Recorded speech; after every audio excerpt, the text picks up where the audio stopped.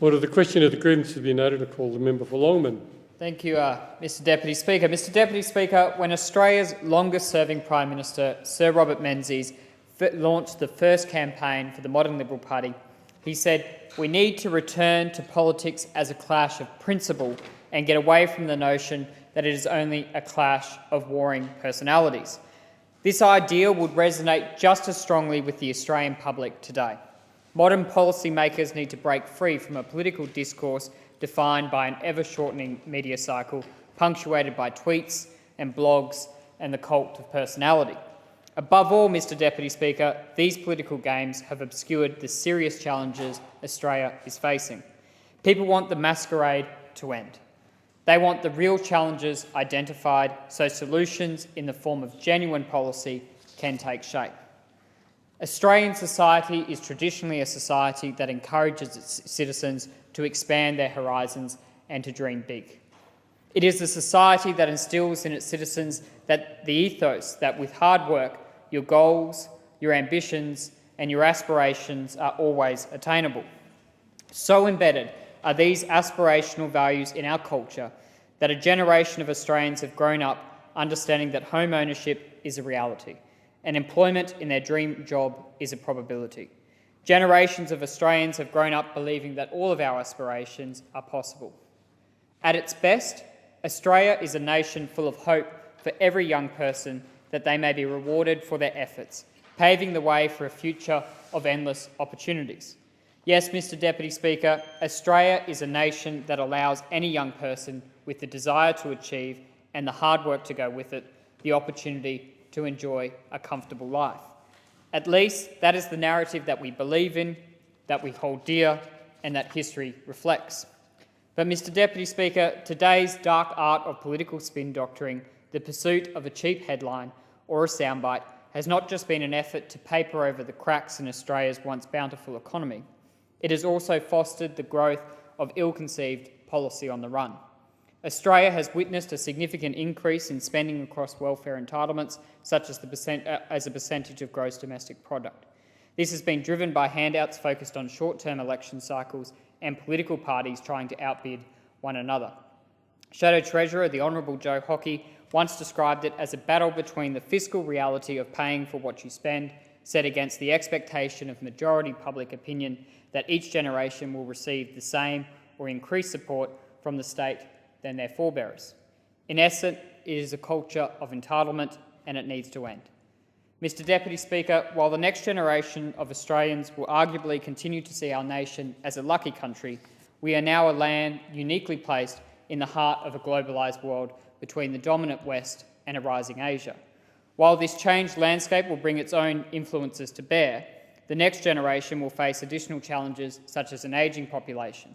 There will be a greater burden on government drawing from a smaller revenue base.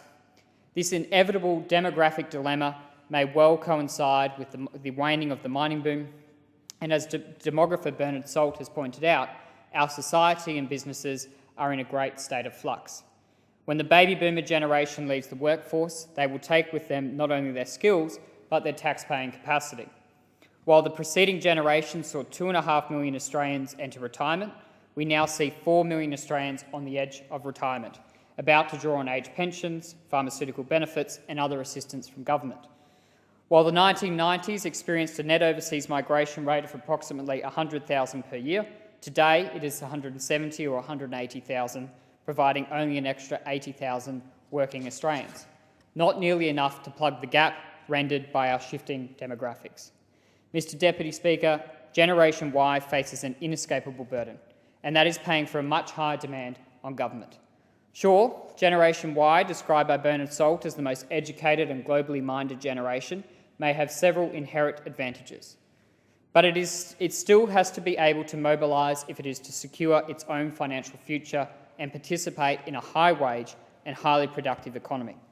While the previous generation saw a massive increase in productivity as women entered the workforce, Gen Y and future generations are facing a world with no guarantees. To achieve similar productivity gains, they will need to capitalise on new technology and persistently expand into new markets.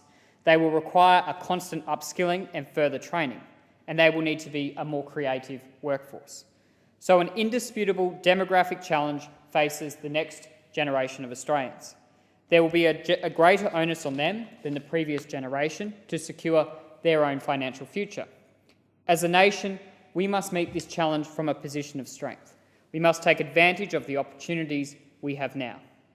This, as I began, Mr Deputy Speaker, is what will ultimately require a mind shift in many policy areas, a moving away from the immediate here and now, the day-to-day politicking, towards a long-term focused direction, one that is capable of meeting the test of enormous structural change to our economy and to our society.